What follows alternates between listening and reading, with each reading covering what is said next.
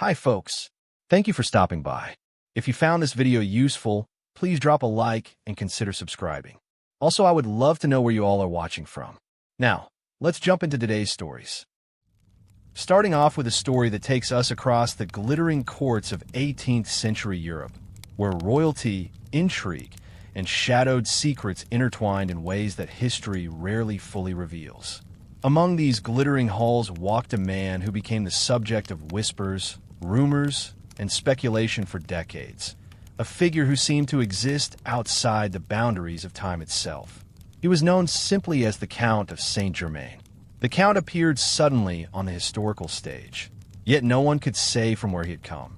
He was striking in appearance, tall, elegant, impeccably dressed, with an air of intelligence and mystery that drew attention wherever he went. His education seemed boundless. He spoke multiple languages fluently, played several instruments with virtuosity, and possessed knowledge of science, alchemy, and philosophy that surpassed even the most learned scholars of his era. Yet despite these accomplishments, there were no records of his birth, no lineage, no family, as though he had materialized fully formed from the mists of history. Accounts of Saint-Germain portray him as both charming and elusive. He attended the courts of Louis XV in France, the palace of Frederick the Great in Prussia, and various European salons, gaining the favor of kings and nobles alike. But while he ingratiated himself with royalty, he never stayed in one place for long. He seemed immune to the constraints of ordinary life.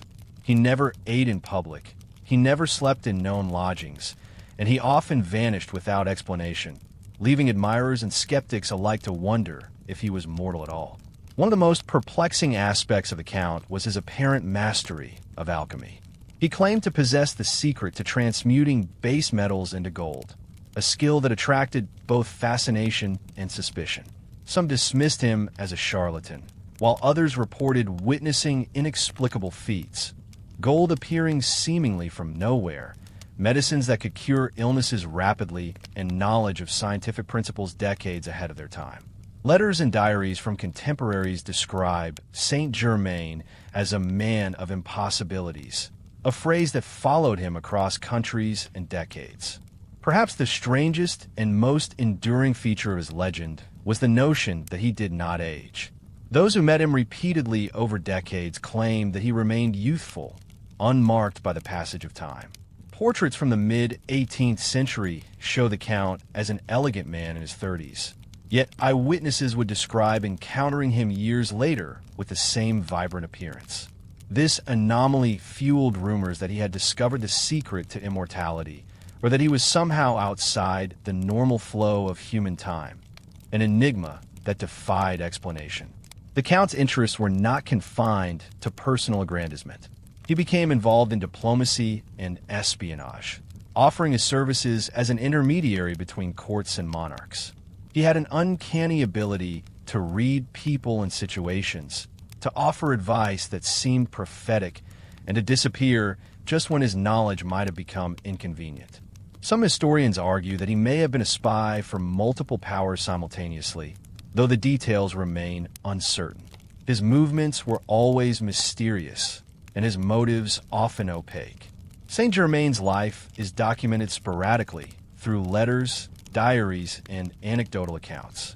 One particularly famous encounter occurred in the court of Louis XV, where he reportedly predicted events with astonishing accuracy: the rise and fall of alliances, the outbreak of wars, and the fates of individuals within the French aristocracy.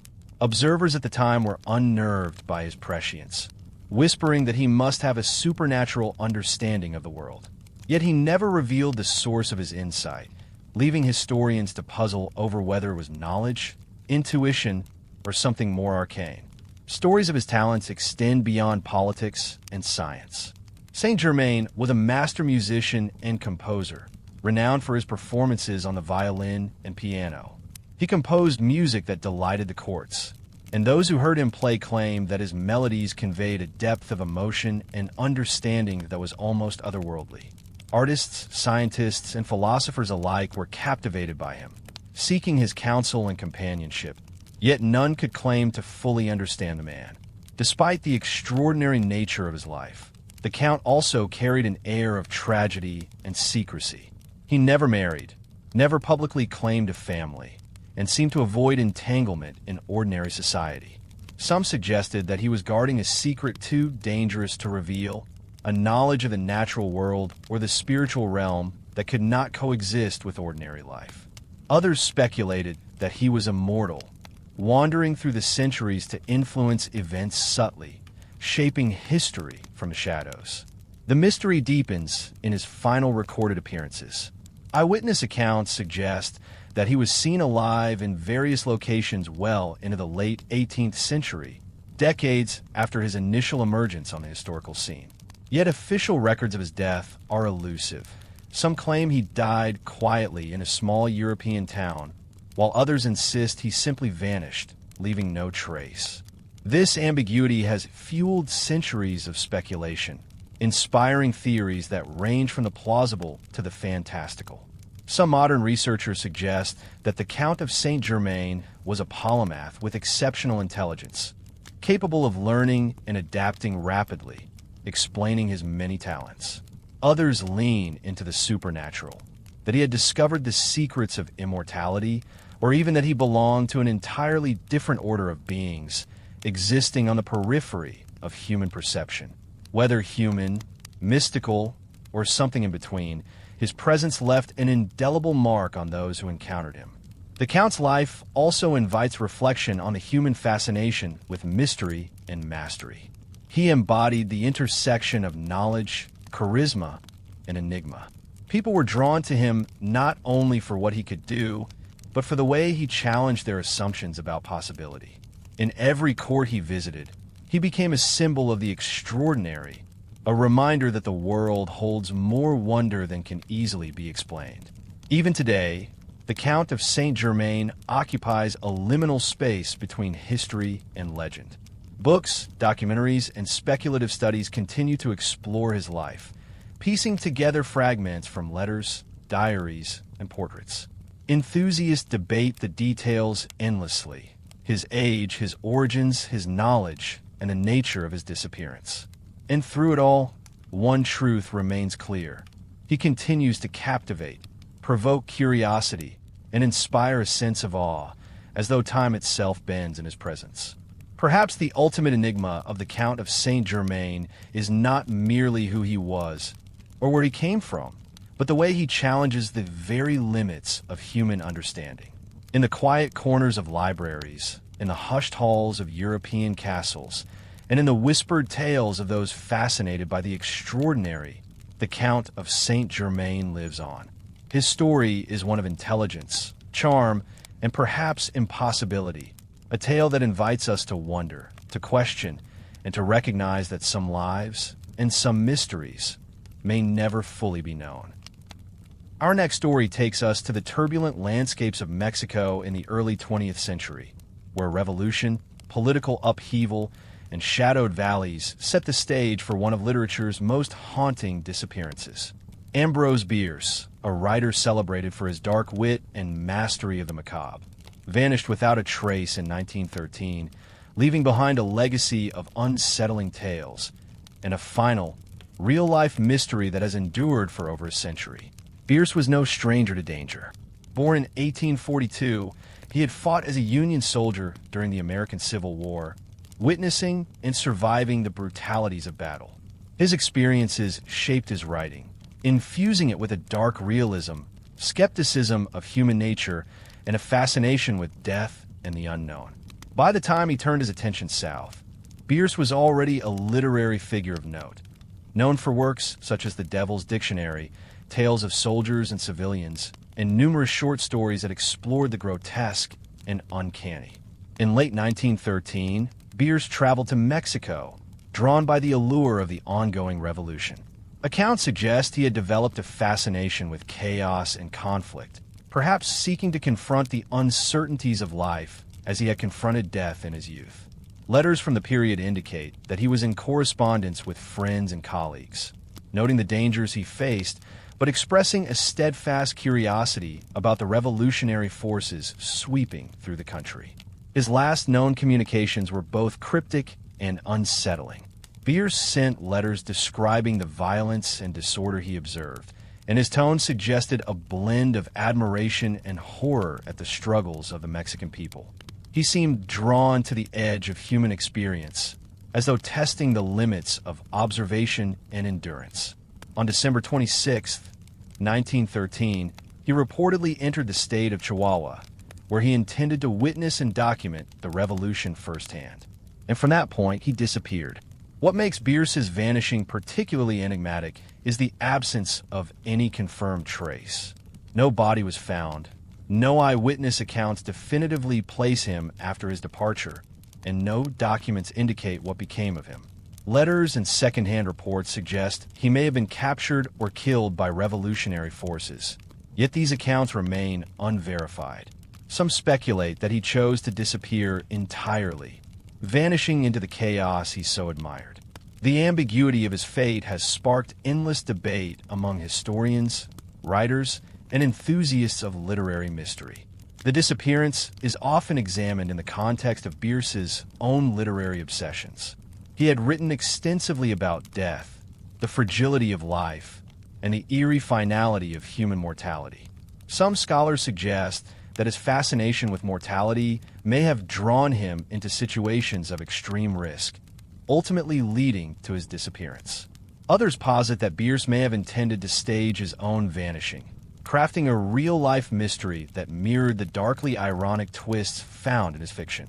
Over the decades, numerous theories have emerged.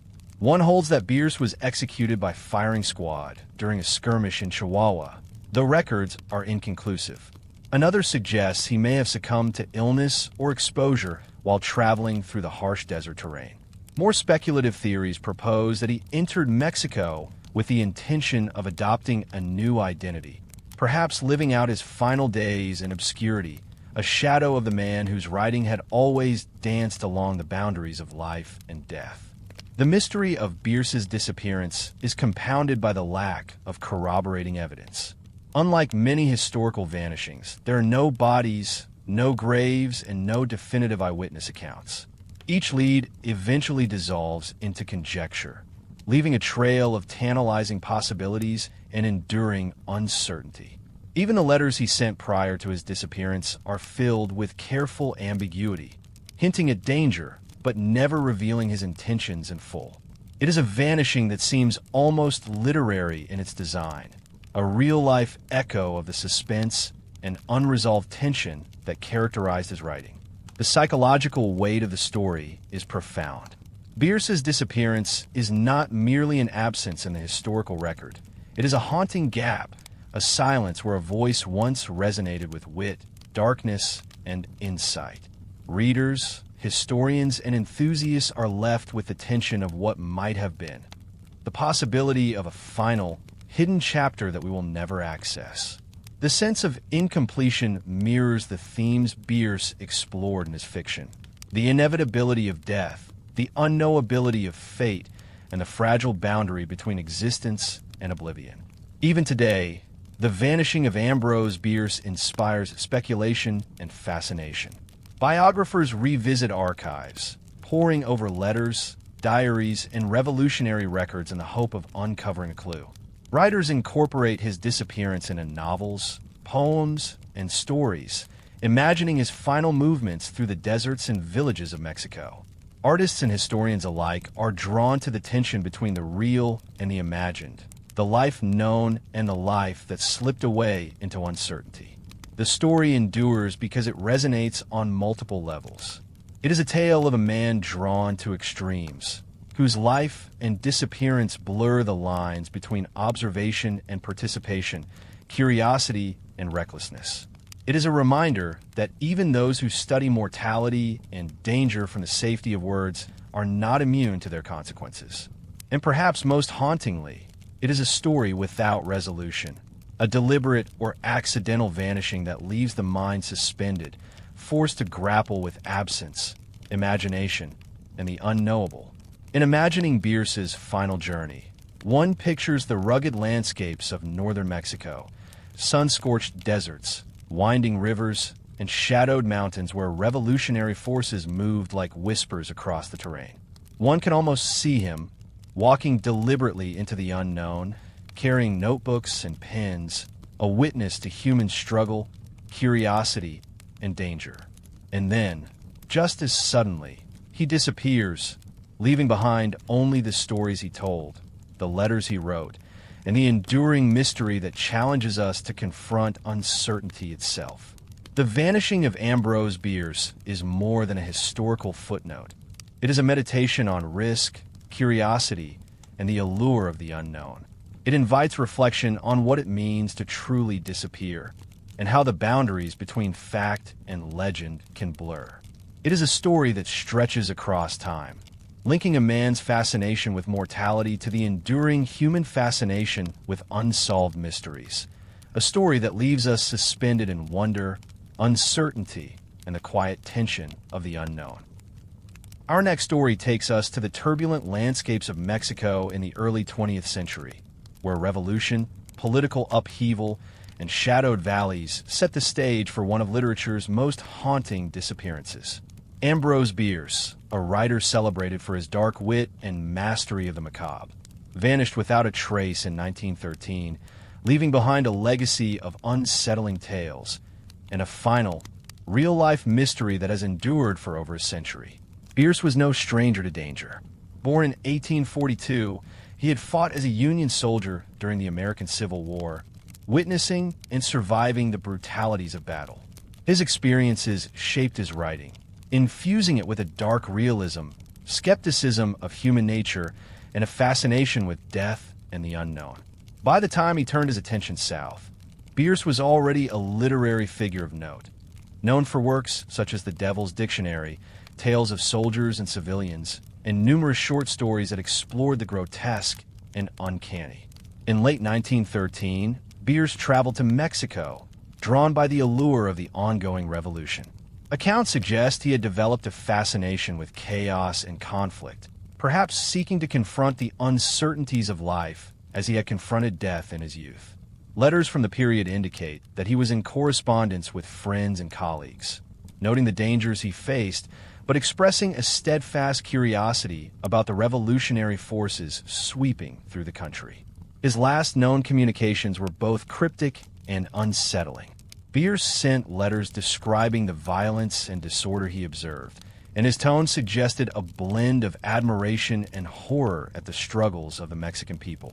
He seemed drawn to the edge of human experience, as though testing the limits of observation and endurance.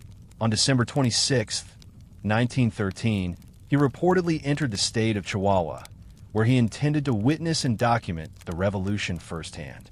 And from that point, he disappeared. What makes Bierce's vanishing particularly enigmatic is the absence of any confirmed trace. No body was found. No eyewitness accounts definitively place him after his departure, and no documents indicate what became of him. Letters and second-hand reports suggest he may have been captured or killed by revolutionary forces. Yet these accounts remain unverified. Some speculate that he chose to disappear entirely, vanishing into the chaos he so admired. The ambiguity of his fate has sparked endless debate among historians, writers, and enthusiasts of literary mystery. The disappearance is often examined in the context of Bierce's own literary obsessions. He had written extensively about death, the fragility of life, and the eerie finality of human mortality. Some scholars suggest that his fascination with mortality may have drawn him into situations of extreme risk, ultimately leading to his disappearance. Others posit that Bierce may have intended to stage his own vanishing, crafting a real-life mystery that mirrored the darkly ironic twists found in his fiction. Over the decades, numerous theories have emerged. One holds that Bierce was executed by firing squad during a skirmish in Chihuahua, though records are inconclusive. Another suggests he may have succumbed to illness or exposure while traveling through the harsh desert terrain. More speculative theories propose that he entered Mexico with the intention of adopting a new identity, perhaps living out his final days in obscurity, a shadow of the man whose writing had always danced along the boundaries of life and death. The mystery of Bierce's disappearance is compounded by the lack of corroborating evidence. Unlike many historical vanishings, there are no bodies, no graves, and no definitive eyewitness accounts. Each lead eventually dissolves into conjecture, leaving a trail of tantalizing possibilities and enduring uncertainty. Even the letters he sent prior to his disappearance are filled with careful ambiguity, hinting at danger, but never revealing his intentions in full. It is a vanishing that seems almost literary in its design, a real-life echo of the suspense and unresolved tension that characterized his writing. The psychological weight of the story is profound.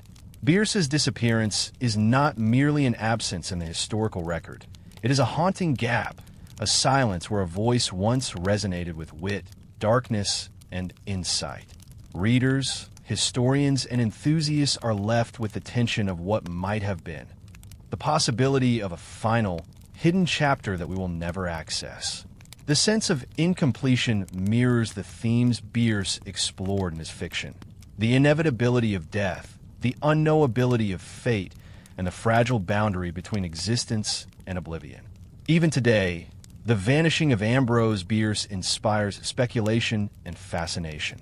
Biographers revisit archives, poring over letters, diaries, and revolutionary records in the hope of uncovering a clue.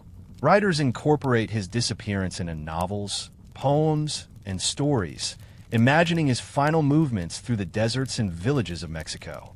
Artists and historians alike are drawn to the tension between the real and the imagined, the life known and the life that slipped away into uncertainty.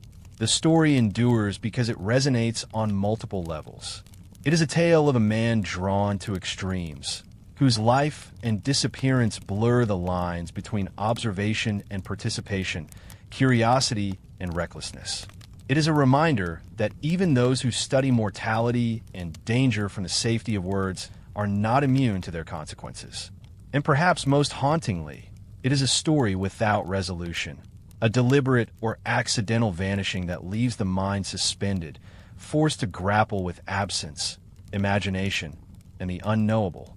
In imagining Bierce's final journey, one pictures the rugged landscapes of northern Mexico, sun-scorched deserts, winding rivers, and shadowed mountains where revolutionary forces moved like whispers across the terrain. One can almost see him, walking deliberately into the unknown, carrying notebooks and pens, a witness to human struggle, curiosity, and danger.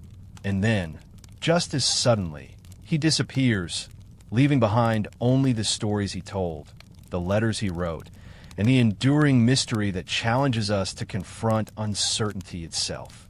The vanishing of Ambrose Bierce is more than a historical footnote. It is a meditation on risk, curiosity, and the allure of the unknown. It invites reflection on what it means to truly disappear, and how the boundaries between fact and legend can blur. It is a story that stretches across time, linking a man's fascination with mortality to the enduring human fascination with unsolved mysteries.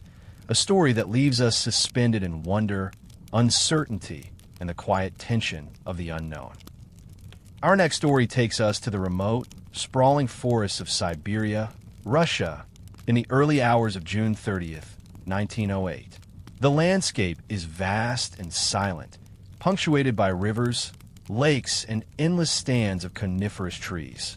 It was here, in this desolate expanse, that the skies themselves seemed to erupt, creating an event so powerful, so extraordinary, that it left a permanent mark on history and continues to fascinate scientists, historians, and mystery enthusiasts more than a century later.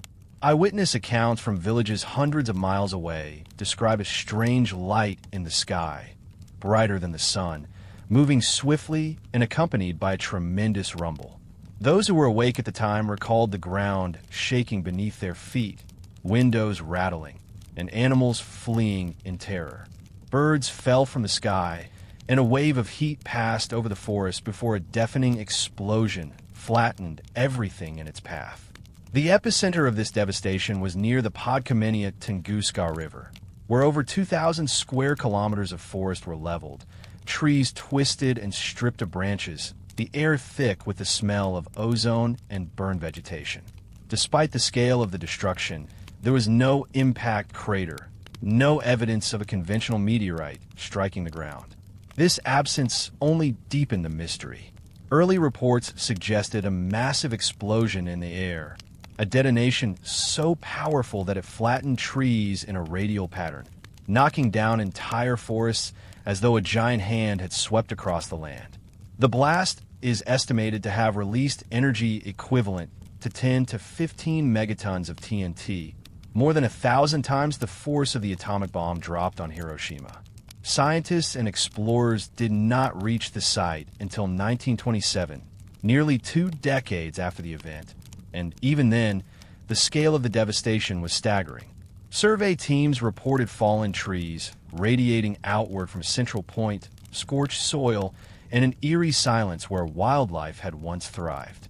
Survivors recounted hearing thunderous noises and witnessing glowing fireballs streaking across the sky, descriptions that varied from fiery meteors to strange atmospheric phenomena.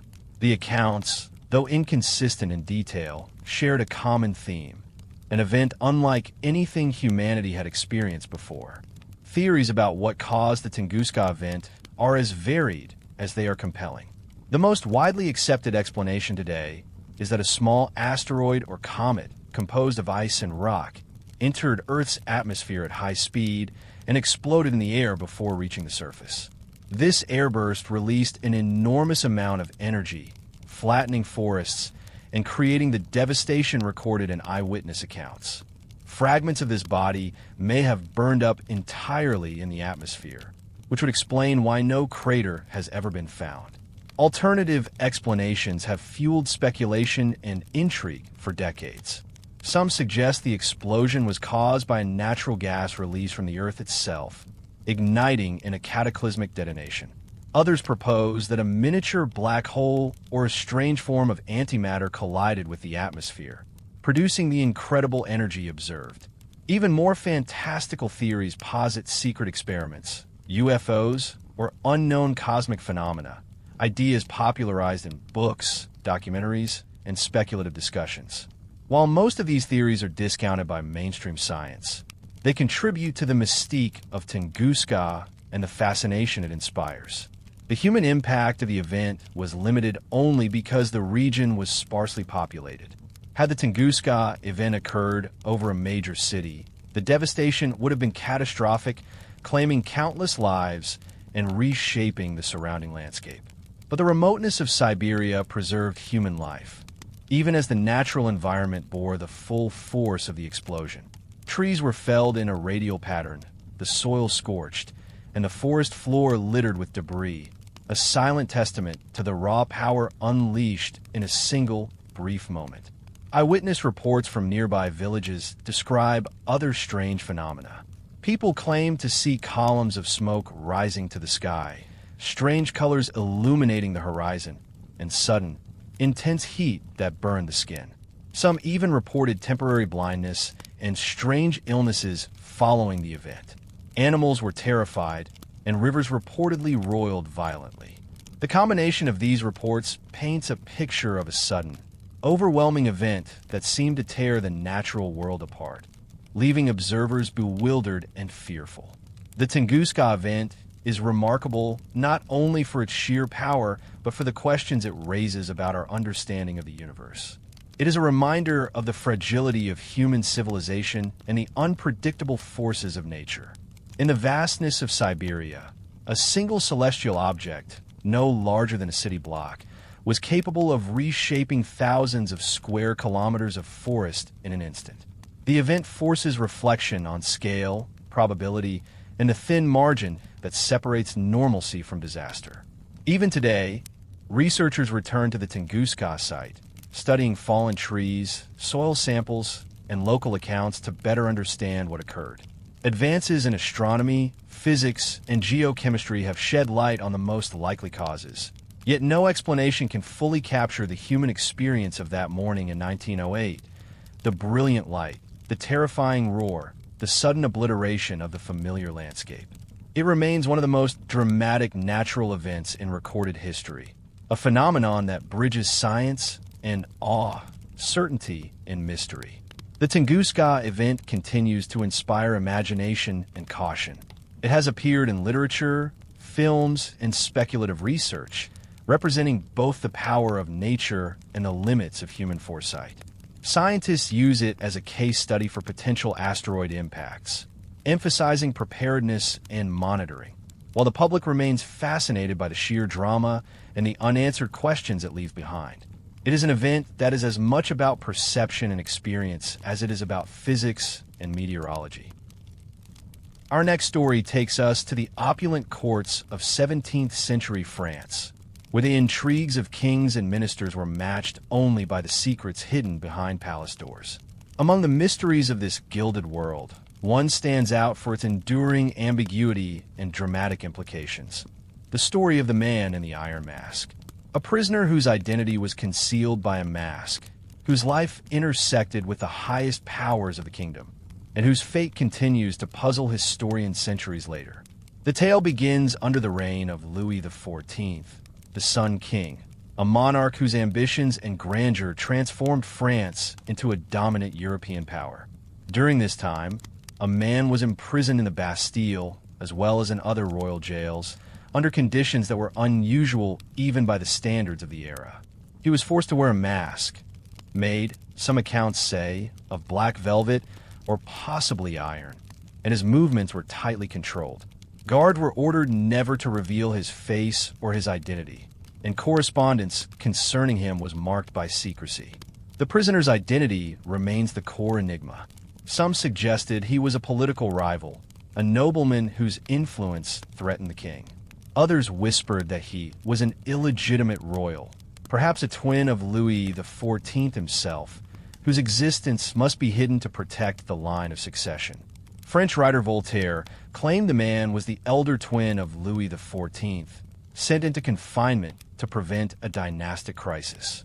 Alexandre Dumas would later immortalize the story in fiction, weaving political intrigue, betrayal, and adventure around a real historical mystery.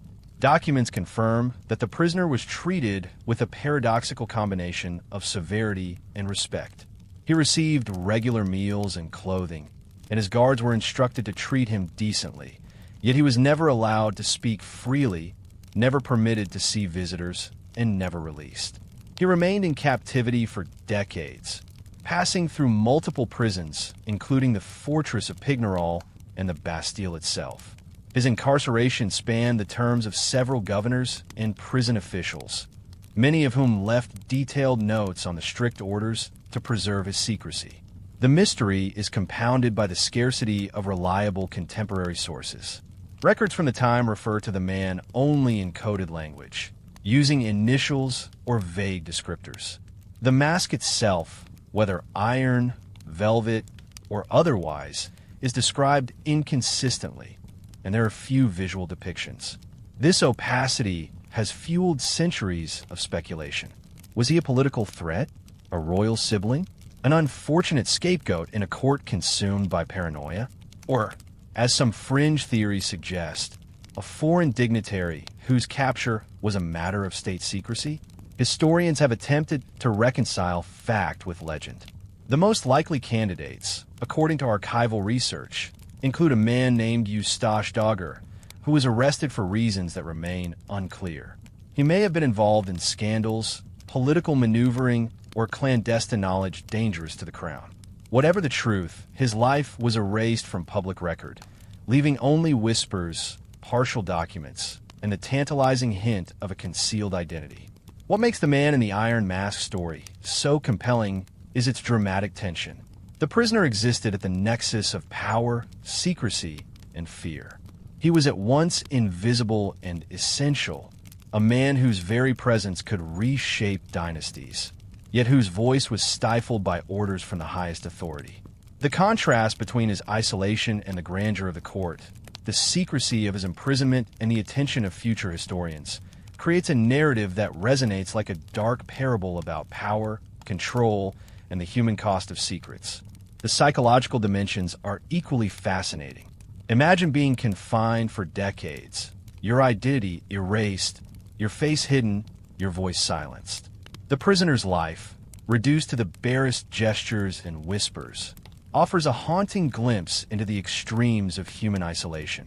And yet, he lived under strict surveillance, but alive, his existence a living symbol of the lengths to which authority might go to protect itself. The man's endurance, his survival under impossible conditions, adds a layer of admiration and horror to an already compelling story. The historical and cultural impact of the man in the Iron Mask is remarkable. Writers, dramatists, and filmmakers have repeatedly returned to the story, drawn to its mixture of fact and fiction, its political intrigue, and the timeless appeal of a secret hidden in plain sight.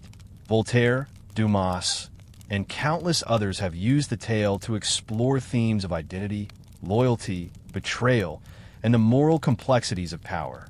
Each retelling adapts the story to its time, emphasizing different aspects: the political conspiracy, the human suffering, or the romance of a life lived in perpetual mystery. Yet despite centuries of study, the central question remains unresolved. Who was the man behind the mask?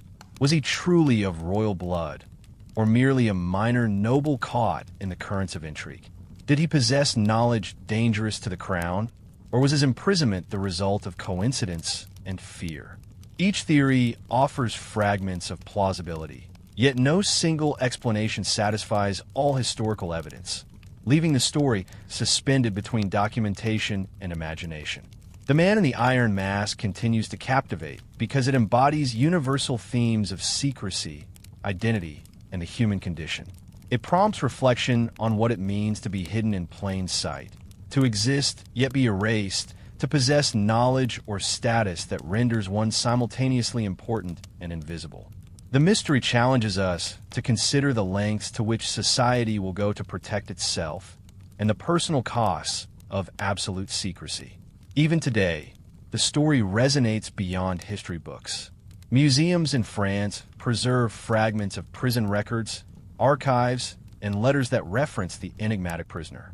Writers and historians reconstruct his life, imagining the corridors of Pignerol, the cold stones of the Bastille, and the whispered instructions of guards who never dared speak too freely.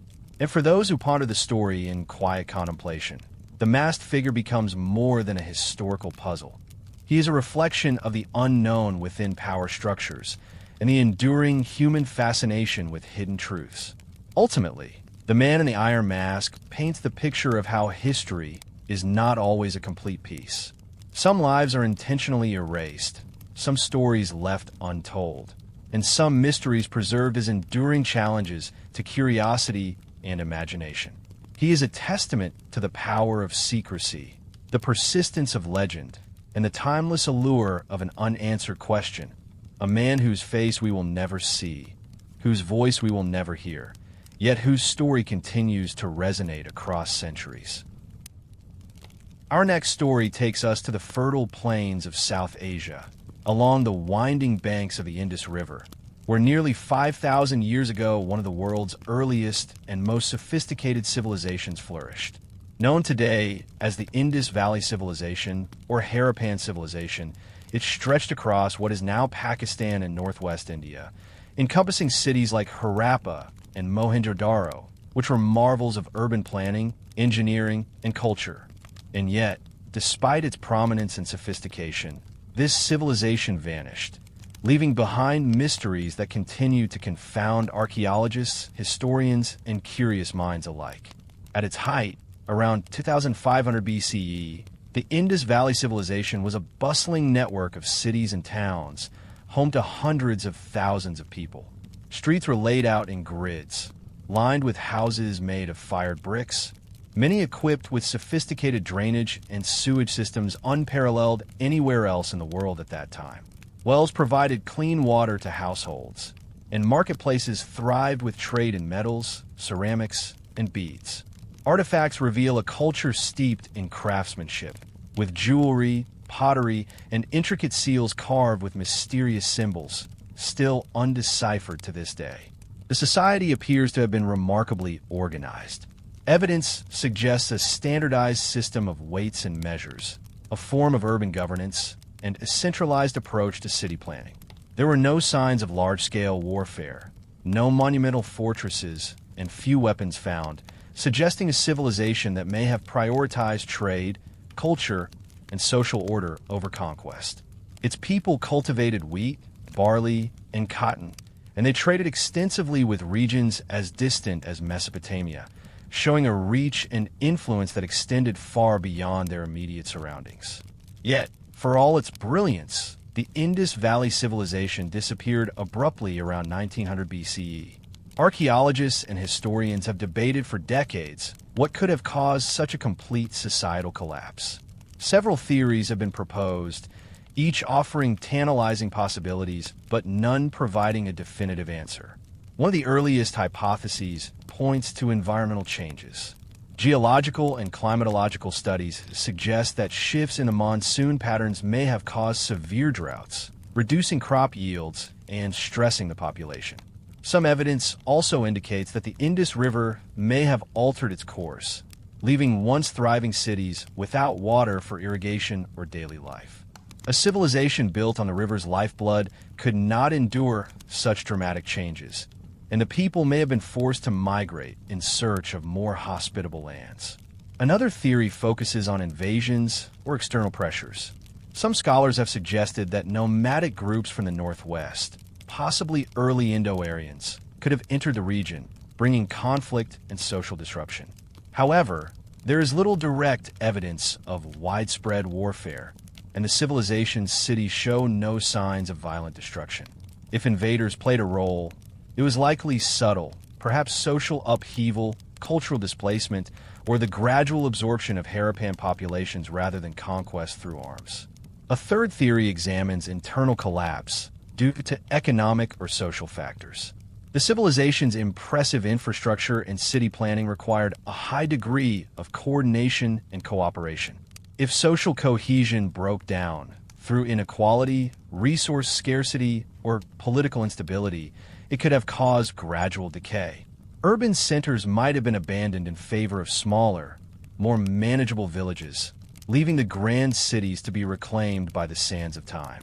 Complicating matters further, much about the Indus Valley remains undeciphered. The script found on seals and tablets has resisted translation, leaving historians without insight into the civilization's beliefs, governance, or even the names of its rulers. Without written records, we can only piece together the story from material remains, a tantalizing but incomplete window into a society that was highly sophisticated yet silent in its own voice. The disappearance of the Indus Valley civilization is also eerie in its precision. Unlike other ancient empires, which often leave behind ruins with clear evidence of destruction, walls toppled in war, temples burned, palaces looted, the Harappan cities were abandoned gradually, leaving no evidence of catastrophe or conquest. Streets, houses, and public baths were simply left behind, as if the population had decided to vanish, taking only what they could carry. It is a disappearance marked not by violence, but by absence, a fading from history that amplifies the sense of mystery. Some modern theories add even more layers of intrigue. Climate models suggest that sudden flooding or catastrophic river shifts could have accelerated migration, forcing populations to disperse rapidly. Others speculate on the possibility of epidemics or disease outbreaks, which could have undermined urban populations and social structures. Yet, in the absence of conclusive evidence, each theory remains speculative, leaving the Indus Valley civilization suspended in history as both remarkable and elusive. What makes this story particularly haunting is the contrast between what we know and what we do not. The Indus Valley civilization represents a peak of human ingenuity and organization, yet we understand so little of their worldview, their politics, or their daily lives. The ruins speak in stone, in brick, in the silent outlines of streets and baths, but their people's voices, their words, their thoughts, their stories are lost. This absence is a reminder of the fragility of human achievement and of how even the most advanced societies can be swallowed by time. The mystery continues to inspire archaeologists, historians, and storytellers alike. Excavations reveal new clues each year, but each discovery often raises more questions than it answers. The standardized weights, the city layouts, the intricate jewelry, and the unexplained script all suggest a civilization of remarkable sophistication. And yet the reasons for its disappearance remain hidden, leaving the modern observer with a profound sense of wonder and unease. For those who imagine it, the Indus Valley civilization is a ghostly world of bustling markets, clean streets, and neatly aligned houses, suddenly emptied, leaving only silent ruins. It is a civilization that vanished without violence, leaving the earth itself to reclaim its cities and the modern world to puzzle over their fate. It is a story of brilliance, innovation, and mystery, a civilization whose disappearance is almost as compelling as its existence. And in that sense, the Indus Valley civilization endures, not in the living streets of Harappa or Mohenjo-daro, but in the imagination, a society that reminds us that human history is filled with achievements beyond our comprehension and absences that challenge us to question the fragility and resilience of human life. It is a story without a final chapter, a civilization that vanished, yet continues to haunt the annals of time. Our story takes us across the glittering courts of 18th century Europe, where royalty, intrigue, and shadowed secrets intertwined in ways that history rarely fully reveals. Among these glittering halls walked a man who became the subject of whispers, rumors, and speculation for decades, a figure who seemed to exist outside the boundaries of time itself. He was known simply as the Count of Saint-Germain. The Count appeared suddenly on the historical stage, yet no one could say from where he had come. He was striking in appearance, tall, elegant, impeccably dressed, with an air of intelligence and mystery that drew attention wherever he went. His education seemed boundless. He spoke multiple languages fluently, played several instruments with virtuosity, and possessed knowledge of science, alchemy, and philosophy that surpassed even the most learned scholars of his era. Yet despite these accomplishments, there were no records of his birth, no lineage, no family, as though he had materialized fully formed from the mists of history. Accounts of Saint-Germain portray him as both charming and elusive. He attended the courts of Louis XV in France, the palace of Frederick the Great in Prussia, and various European salons, gaining the favor of kings and nobles alike. But while he ingratiated himself with royalty, he never stayed in one place for long. He seemed immune to the constraints of ordinary life. He never ate in public, he never slept in known lodgings, and he often vanished without explanation, leaving admirers and skeptics alike to wonder if he was mortal at all. One of the most perplexing aspects of the Count was his apparent mastery of alchemy. He claimed to possess the secret to transmuting base metals into gold, a skill that attracted both fascination and suspicion. Some dismissed him as a charlatan, while others reported witnessing inexplicable feats, gold appearing seemingly from nowhere, medicines that could cure illnesses rapidly, and knowledge of scientific principles decades ahead of their time. Letters and diaries from contemporaries describe Saint-Germain as a man of impossibilities, a phrase that followed him across countries and decades. Perhaps the strangest and most enduring feature of his legend was the notion that he did not age. Those who met him repeatedly over decades claimed that he remained youthful, unmarked by the passage of time. Portraits from the mid-18th century show the Count as an elegant man in his 30s, yet eyewitnesses would describe encountering him years later with the same vibrant appearance. This anomaly fueled rumors that he had discovered the secret to immortality, or that he was somehow outside the normal flow of human time, an enigma that defied explanation. The Count's interests were not confined to personal aggrandizement. He became involved in diplomacy and espionage, offering his services as an intermediary between courts and monarchs. He had an uncanny ability to read people and situations, to offer advice that seemed prophetic, and to disappear just when his knowledge might have become inconvenient. Some historians argue that he may have been a spy for multiple powers simultaneously, though the details remain uncertain. His movements were always mysterious, and his motives often opaque. Saint-Germain's life is documented sporadically through letters, diaries, and anecdotal accounts. One particularly famous encounter occurred in the court of Louis XV, where he reportedly predicted events with astonishing accuracy: the rise and fall of alliances, the outbreak of wars, and the fates of individuals within the French aristocracy. Observers at the time were unnerved by his prescience, whispering that he must have a supernatural understanding of the world. Yet he never revealed the source of his insight, leaving historians to puzzle over whether it was knowledge, intuition, or something more arcane. Stories of his talents extend beyond politics and science. Saint-Germain was a master musician and composer, renowned for his performances on the violin and piano.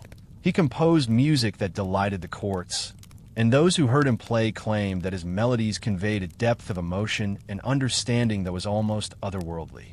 Artists, scientists, and philosophers alike were captivated by him, seeking his counsel and companionship, yet none could claim to fully understand the man.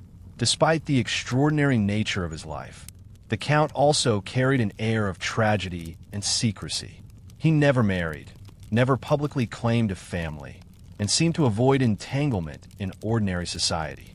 Some suggested that he was guarding a secret too dangerous to reveal, a knowledge of the natural world or the spiritual realm that could not coexist with ordinary life. Others speculated that he was immortal, wandering through the centuries to influence events subtly, shaping history from the shadows. The mystery deepens in his final recorded appearances. Eyewitness accounts suggest that he was seen alive in various locations well into the late 18th century, decades after his initial emergence on the historical scene.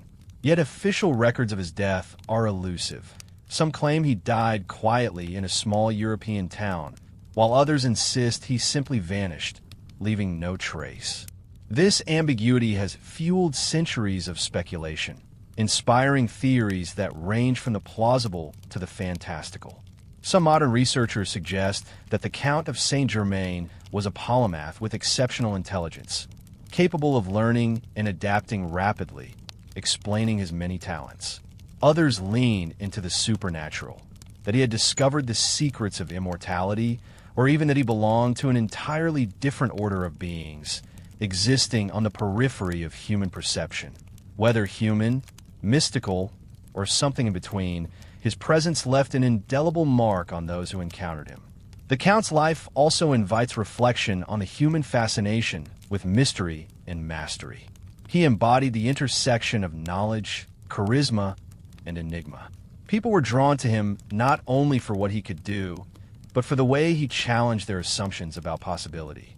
In every court he visited, he became a symbol of the extraordinary, a reminder that the world holds more wonder than can easily be explained. Even today, the Count of Saint-Germain occupies a liminal space between history and legend. Books, documentaries, and speculative studies continue to explore his life, piecing together fragments from letters, diaries, and portraits.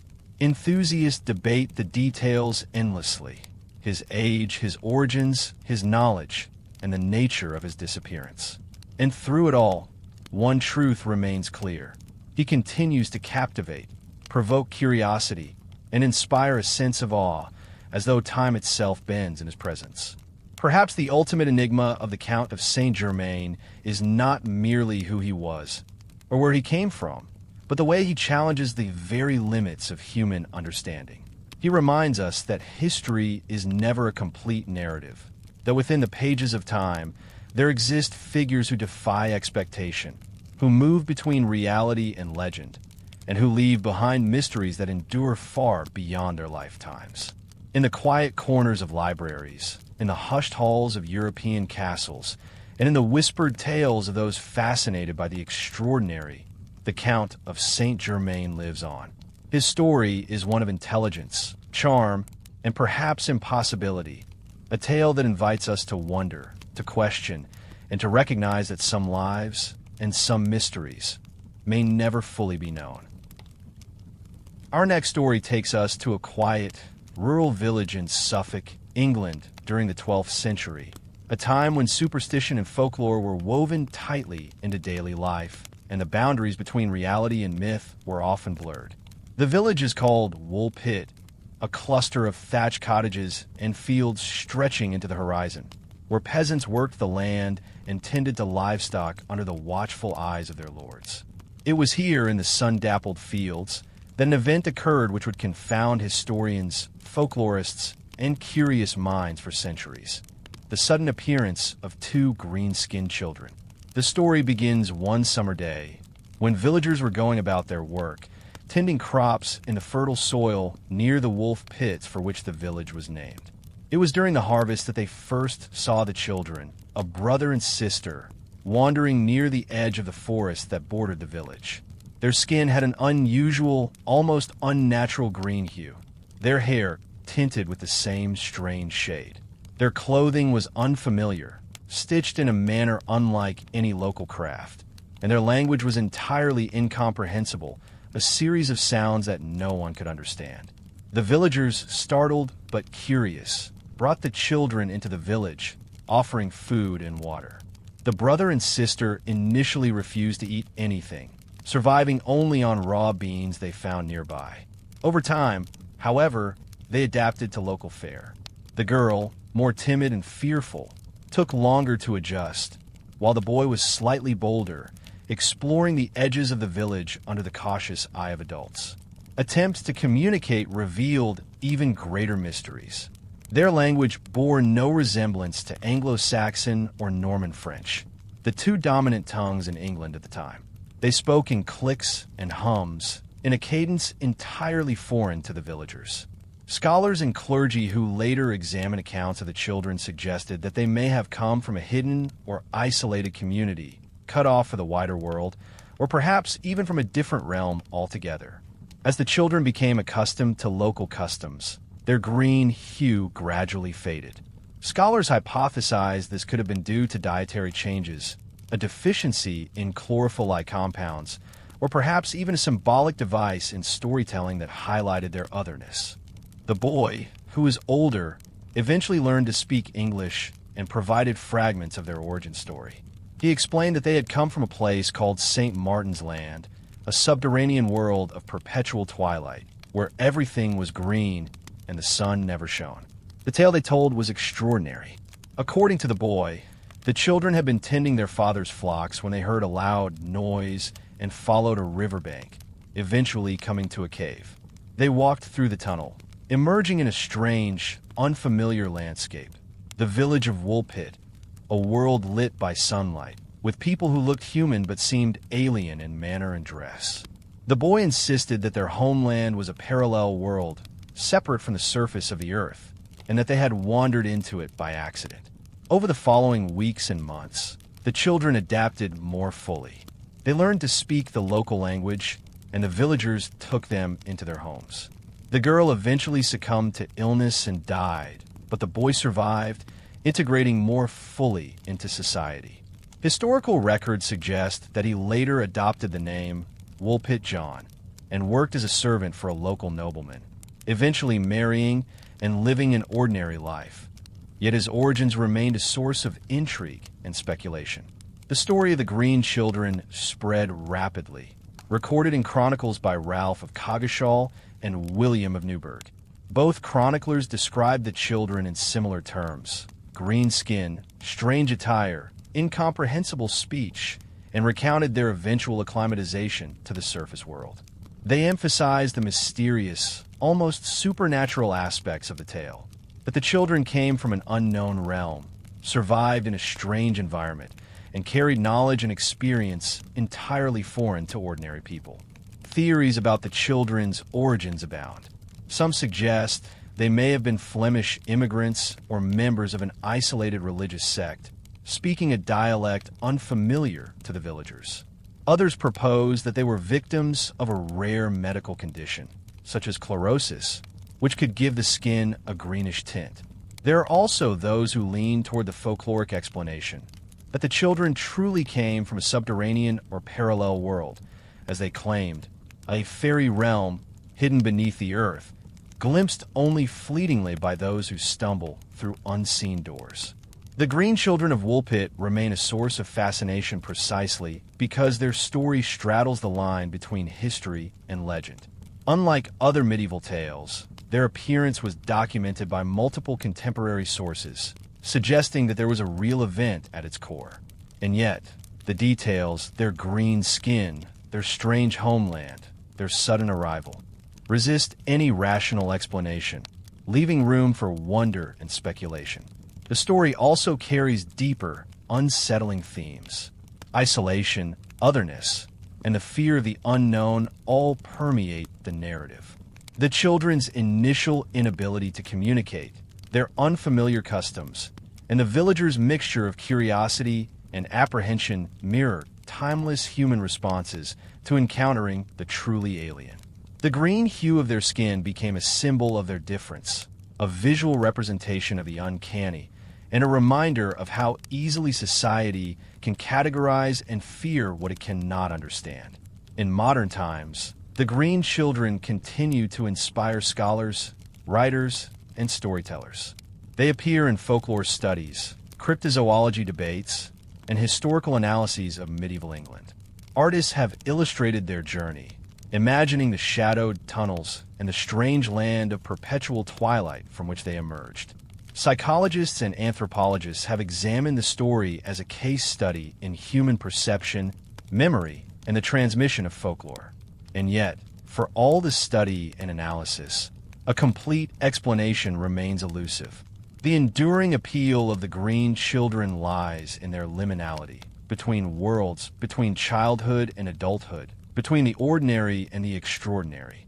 They are at once human and alien, real and mythical, tangible in historical accounts, yet impossible to fully rationalize. The story resonates because it invites imagination and reflection, challenging us to consider the unknown not as a distant concept, but as something that can suddenly appear in the fields we think we know, waiting to disrupt our understanding of reality. Even today, Woolpit bears the quiet weight of this tale. Travelers passing through the village see the same rolling fields, the same thatched cottages, and might imagine the moment the children first appeared, bewildered and frightened, stepping out of the shadows and into the world of the living. The land itself seems to hold its memory, the tunnel through which they arrived, the crops they tended, and the homes that sheltered them from a reality they could scarcely comprehend. Our next story takes us to the churning waters of the Strait of Malacca in 1947, where maritime trade is a lifeline and the sea hides as many secrets as it carries. Among the shipping lanes, a Dutch freighter named the SS Arong Medan was making its routine passage when tragedy struck in a way that would become one of the most enduring maritime mysteries of the 20th century. The first sign that something was wrong came not from the vessel itself, but from other ships in the region. Distress messages, crackling over the radio, were chillingly brief. All officers, including Captain, dead in the chart room and bridge. Possibly whole crew dead. I die. The final transmission was unintelligible and ended abruptly, leaving a static-laden silence in its wake. When a nearby ship, the Silver Star, received the messages, they immediately set course to investigate. As they approached the Arong Medan, a peculiar sight met their eyes. The freighter was afloat, apparently intact, but the air seemed heavy, foreboding. No flags of distress flew, no smoke rose from the funnel, only the eerie calm of the open sea. Boarding the ship revealed a scene that would haunt seafarers for decades. The entire crew lay dead, their bodies frozen in poses of terror. Officers sat at their stations as if still working, hands gripping charts or levers. Sailors sprawled across the deck, faces twisted in expressions of unimaginable horror. Even the ship's dog was found lifeless, lying near the corpses of the men. Investigators would later describe the tableau as surreal, a moment suspended in time, a snapshot of universal panic that no one could explain. Initial hypotheses suggested poisoning, either accidental or intentional. Some suspected a chemical leak from the cargo, which reportedly included zinc, nitrocellulose, or other volatile substances. Others imagined sabotage, perhaps remnants of wartime vendettas, given the ship's post-war operations. Yet tests revealed nothing conclusive. The bodies had no visible signs of trauma. The ship was structurally sound, and the cargo hold, where dangerous chemicals might have reacted, showed no evidence of compromise. The ship itself added to the mystery. Sailors noted a strange coldness in the air, a metallic taste, and an oppressive silence broken only by the gentle lapping of the waves. Some later claimed they felt a presence on board, as if the vessel itself were a container for the terror that had killed the crew. The Aurang Medan seemed ordinary and yet simultaneously otherworldly, a floating trap that defied understanding. Theories proliferated. One explanation suggested that the crew had been exposed to poisonous gases released from improperly stored cargo. Another proposed that the men had witnessed something supernatural, a force beyond human comprehension that induced a collective panic. Even UFO enthusiasts and paranormal theorists became fascinated, positing that the ship had come into contact with an unknown phenomenon, freezing the crew in a final, silent scream. As the Silver Star attempted to tow the Aurang Medan to port, the mystery deepened. Fires broke out aboard the ship, and soon the freighter exploded, sinking into the dark waters of the Strait of Malacca. All traces of the vessel were lost beneath the waves, along with any evidence that could have explained the deaths of the crew. It was as if the sea itself had conspired to erase the story, leaving only radio transmissions and sailors' accounts as testimony. Over the years, researchers have scoured naval records, shipping registries, and eyewitness accounts, hoping to uncover the truth. Some argue that the incident was exaggerated, perhaps a misinterpretation of maritime reports, while others believe it is entirely factual, one of the most inexplicable disasters ever recorded. No surviving documents conclusively confirm the Aurang Medan's final voyage. The cargo manifest remains uncertain, and even the identities of the crew are partially conjectural. What remains indisputable is the psychological impact of the tale. For those who hear the story, the image of an entire crew frozen in terror, staring at some unseen horror, is profoundly unsettling. It is a case that exists on the edge of reality and imagination, where the ocean's vastness mirrors the incomprehensibility of what might have occurred.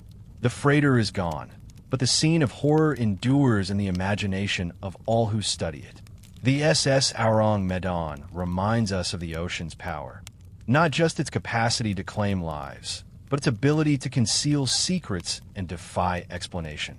It is a story that lingers in maritime folklore, recounted by sailors, historians, and thrill-seekers alike, each captivated by the mixture of human courage and incomprehensible danger. Even today, when ships pass through the Strait of Malacca, the legend of the Aurang Medan drifts on the wind, a whisper of the terror that can arise in silence, unseen and unexplained. Perhaps the true horror of the tale is its ambiguity. Unlike many disasters, there is no resolution, no explanation to ease curiosity or fear. The Aurang Medan exists as a ghostly presence in maritime history, a reminder that some places and some events resist understanding, and that sometimes the world keeps its darkest secrets buried beneath waves that stretch to the horizon. Our next story takes us to the remote Bavarian countryside, in Germany, in March of 1922. Nestled in the shadow of dense forests, there was a small, isolated farmstead called Hinterkaifeck. It was home to the Gruber family, Andreas and Kazilia, their widowed daughter Victoria Gabriel, and her two children, Kazilia and Joseph. To the outside world, they were ordinary farmers living a quiet, solitary life far from neighbors and prying eyes. But in the quiet of a winter morning, that peace would be shattered, leaving a mystery that still chills historians and true crime enthusiasts alike. It began with strange signs that something was amiss. In the days leading up to the tragedy, neighbors reported hearing unexplained footsteps in the snow around the farm. Footsteps that led up to the house but never left. Objects inside the home seemed to move on their own. Andreas reportedly found a newspaper on the doorstep that he hadn't collected and noticed the lock on the gate was broken, even though he had locked it himself. He mentioned these odd occurrences to neighbors, but most dismissed them as the result of loneliness or harsh winter winds. Then came the morning of March 31st. The neighbor's children had gone past the farm and saw no signs of life.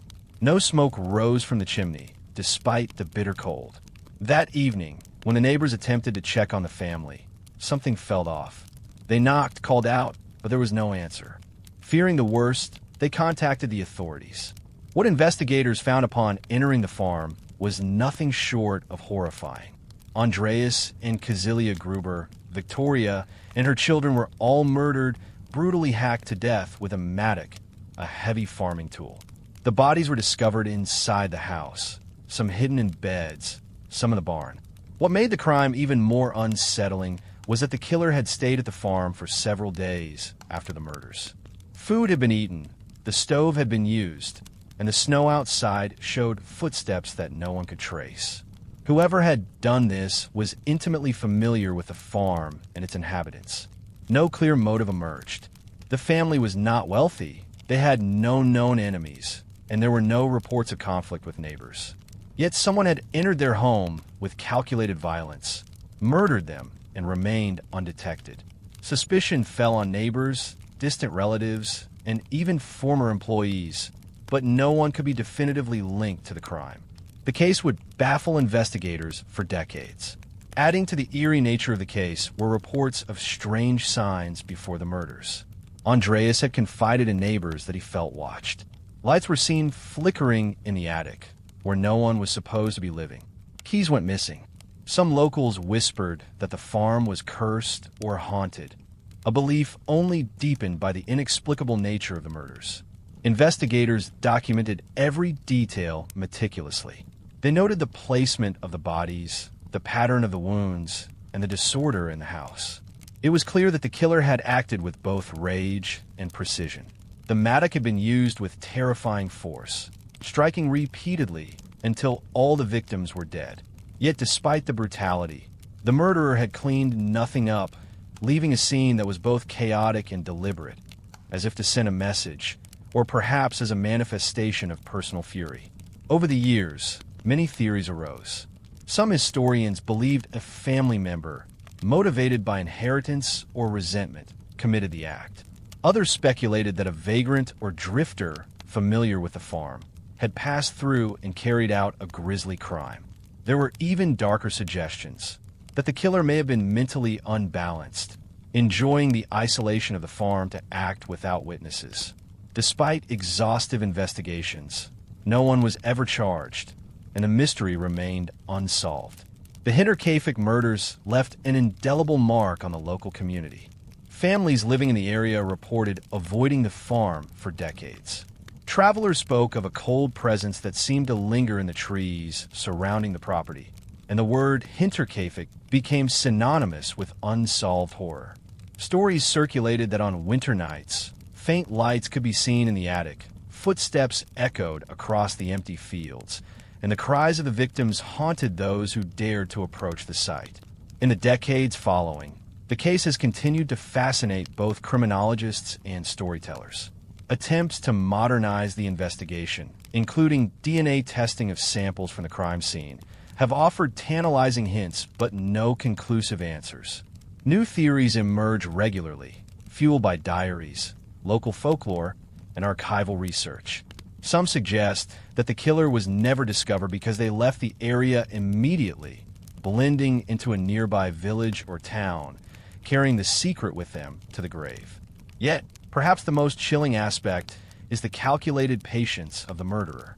The fact that the killer remained in the house after the murders, living among the dead, is almost unimaginable. It implies not just opportunity, but an intimate knowledge of human psychology. Knowing that neighbors would not approach, that the house's isolation offered the perfect cover. It is a level of cold calculation that elevates the crime from a simple act of violence to a disturbing study in control, fear, and dominance. Hinterkaifeck remains one of the most infamous unsolved cases in Germany. It serves as a reminder of the fragility of safety, even in a home that seems secure. The farm itself was eventually demolished, but the story persists in books, documentaries, and local legend. Those who read about it, especially at night, can almost feel the cold wind sweeping over the empty fields, carrying the faint echoes of the Gruber family's final moments. Even today, in the modern age, Hinterkaifeck captures the imagination. True crime enthusiasts retrace the steps of investigators, pore over old police reports, and debate motives and suspects in forums and conferences. The story endures because it combines the raw horror of violence with the unsettling mystery of the unknown, a family erased with brutal precision, leaving behind a question that still cannot be answered. And in the quiet Bavarian forest, where the farm once stood, the land remains still. Snow drifts across fields that once rang with life. Trees sway silently. And if you listen closely, it is easy to imagine footsteps on the empty path, a shadow of someone who passed through, leaving a story that refuses to die. Hinterkaifeck is more than a crime. It is a meditation on isolation, trust, and the darkness that can lurk just beyond the edge of familiarity. It reminds us that sometimes the scariest mysteries are not in distant lands or fantastical creatures, but in the places we think we know, the home, the farm, the fields where life should be simple and safe. And yet, even there, darkness can settle, leaving nothing but questions and echoes. Our next story takes us to the sun-drenched waters of the Aegean Sea, off the coast of a tiny Greek island called Antikythera. It's 1900, and a team of sponge divers is exploring the steep, rocky seabed, seeking sponges in the clear, turquoise waters. But what they find instead will puzzle the world for more than a century and blur the line between history and science fiction. The diver, Elias Stadiatis, remembers it clearly. Amidst the jagged rocks, encrusted with centuries of coral, a flash of metal caught his eye. It was not gold or silver, not a weapon or a treasure chest, but something far stranger, a corroded bronze object that seemed impossibly intricate. It was heavier than it looked, its edges pitted by salt and time, yet hints of delicate gears peeked through the corrosion. They brought the object to the surface, curious but unaware of its significance. At first, it was just a curiosity, a fragment of some ancient device. But over the following decades, as scientists examined it, they realized they were holding a mystery centuries ahead of its time. The object became known as the Antikythera mechanism, a sophisticated assembly of bronze gears designed to track the movement of celestial bodies, the sun, moon, planets, and stars. The mechanism is roughly the size of a shoebox, but its complexity is astounding. It contains at least 30 interlocking gears, some with teeth smaller than a millimeter, carefully calibrated to follow the cycles of the heavens. For its era, roughly the 2nd century BCE, it was a technological marvel, so advanced that historians initially assumed it must have been a unique anomaly, a one-off invention far beyond the capabilities of the Greeks. How it worked is still mesmerizing. Turn a crank, and the gears rotate in a precise dance. The front panel displays the position of the sun and moon in the zodiac, the lunar phases, and even eclipses. A hidden dial tracks the 4-year cycle of the Olympic Games. Scholars who examined it in the 20th and 21st centuries realized that the mechanism was essentially an ancient analog computer, capable of predicting astronomical events centuries in advance. But perhaps the most disturbing and enthralling aspect of the Antikythera mechanism is the question of its origin. Who built such a device and why? Ancient Greek literature speaks of brilliant mathematicians like Archimedes, capable of remarkable feats, but no surviving texts describe anything like the mechanism. It suggests a lost lineage of knowledge, a civilization capable of mechanical engineering that would not be seen again for more than a millennium. When modern imaging techniques, including X-ray tomography and 3D modeling, were applied to the fragments, the revelations were staggering. Inside the corroded metal, scientists discovered inscriptions detailing not only celestial calculations, but also tables and cycles for eclipses. The mechanism could have been used for navigation, predicting solar and lunar eclipses, and even as a calendar of religious and civic events. The precision is unmatched for its time, and yet the remains show no signs of wear or error. It worked flawlessly. Some theorists argue that it was part of a broader, hidden technological culture in the Hellenistic world, lost to time after wars, conquests, or catastrophes. Others suggest the mechanism could have been a prototype, a singular invention preserved only by accident on the Antikythera wreck. How it ended up at the bottom of the sea remains a story in itself. The shipwreck that carried it likely sank violently, tossing the mechanism into deep waters where it lay for centuries, hidden beneath layers of sediment, coral, and salt. The discovery of the mechanism challenged our understanding of ancient science. For centuries, historians assumed that technology advanced in a linear progression, primitive tools leading to medieval machinery, then to Renaissance innovation, and finally to modern computers.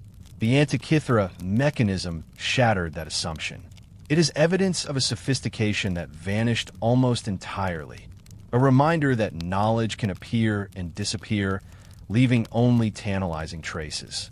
As researchers studied the fragments, they found evidence of other devices, now lost. The inscriptions hinted at astronomical cycles spanning decades. They described movements of planets with accuracy that seemed impossible without telescopes or advanced mathematics. The mechanism could have been part of a teaching tool, a navigation aid, or even a philosophical instrument, a way for ancient Greeks to model the universe in bronze, turning abstract, celestial motion into tangible, rotating gears.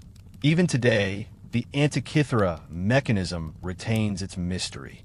Museums display its corroded pieces, but only through computer reconstructions can we grasp the full scope of its genius. Scholars continue to debate its precise function and origin, and some even speculate about how such technology might have influenced later civilizations, though there is no direct evidence. Its sophistication remained unmatched until medieval clockmakers replicated similar gear systems over 1,000 years later. The beauty of the story lies not only in the device itself, but in its journey. For centuries, it rested in darkness, obscured by coral and centuries of sediment. It survived earthquakes, storms, and the slow decay of time. When it finally emerged in the hands of the sponge divers, the mechanism seemed almost aware of the centuries it had waited, revealing its secrets only when humans were finally ready to understand. For those who contemplate it, the Antikythera mechanism is more than a relic. It is a symbol of human curiosity, ingenuity, and the enduring reach of knowledge. It reminds us that even in the past, humans dreamed of predicting the heavens, mapping time, and understanding the cosmos with precision and imagination. And in that small, corroded box of bronze gears, lying silently on the ocean floor, those dreams survived, waiting to astonish the world.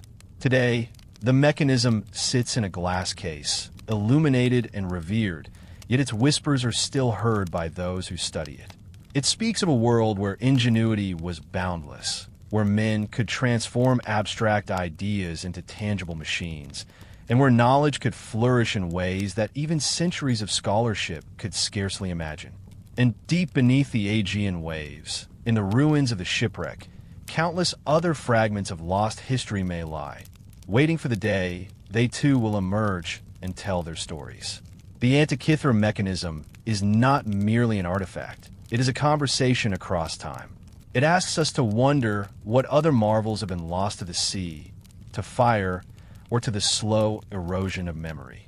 It challenges us to imagine civilizations that achieved brilliance beyond our comprehension and then vanished, leaving only whispers and shadows. And as we gaze upon it, we are reminded that history is not a straight line. It is a spiral of discovery, loss, and rediscovery, each turn revealing marvels we never expected to find.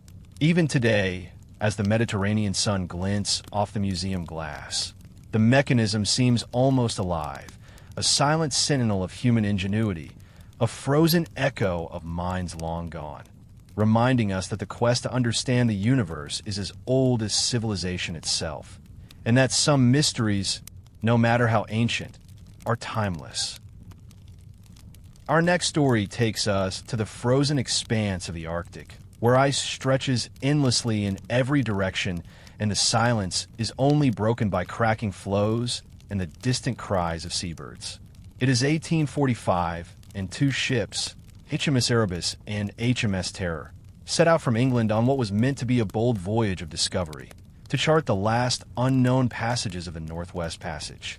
They carried 129 men under the command of Sir John Franklin, a seasoned explorer whose ambition was to finally unlock the Arctic for Britain. At first, the voyage seemed routine. The ships were stocked with provisions meant to last years: tinned meats, flour, spirits, and hundreds of barrels of salted beef. Franklin himself was in good health, as were his officers, and the men were well trained and prepared.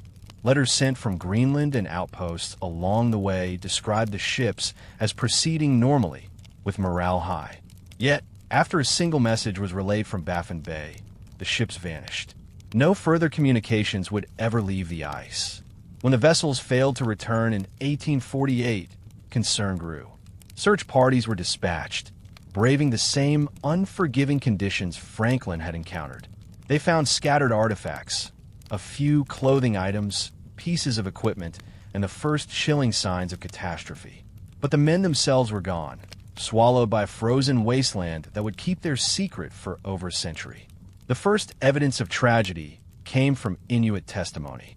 Indigenous hunters reported finding remains of Europeans, skeletons with broken bones, abandoned campsites, and the impression of men weakened, starving, and desperate. Inuit described seeing groups of men dragging sledges, carrying small objects, some of them speaking in their strange tongue. But the accounts were fragmented and often misunderstood by the searchers, leaving only fragments of what had occurred. Archaeological expeditions decades later revealed a more harrowing picture. One campsite contained the remains of men who had clearly tried to survive on the land.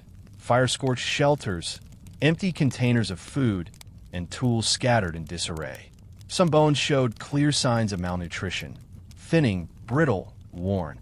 Others revealed something more sinister, evidence of cutting, scraping, and marks that suggested cannibalism. The frozen wasteland had pushed men to extremes, and the certainty of starvation had warped their behavior beyond comprehension. Historians have since tried to reconstruct the expedition's timeline. The ships had entered the Arctic through Lancaster Sound, proceeding into a maze of channels and islands. By late 1845, both vessels were trapped in ice near King William Island. For months, the ships remained locked fast, immobile in a drifting, crushing grip of snow and frost.